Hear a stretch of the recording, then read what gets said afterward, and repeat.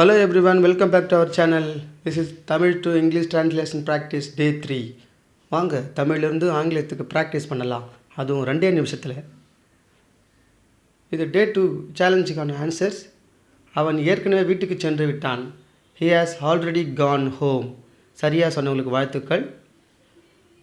நீங்கள் எங்கிருந்து வருகிறீர்கள்? உங்களால் டிரான்ஸ்லேட் பண்ண முடியுதா? ட்ரை பண்ணி பாருங்கள். வேணும்னா பாஸ் பண்ணிக்கோங்க. சரியாக சொன்னீங்க. Where are you coming from? Where are you coming from? சிறப்பாக கெஸ் பண்ணுங்களுக்கு வாழ்த்துக்கள். அடுத்த சென்டென்ஸ், அவள் நல்ல பாடகி. பாஸ் பண்ணிக்கோங்க, கெஸ் பண்ணுங்க. அவள் நல்ல பாடகி. சரியாக சொன்னீங்க. She is a good singer.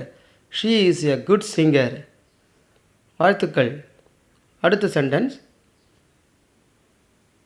நான் உன்னிடம் பேச விரும்புகிறேன்.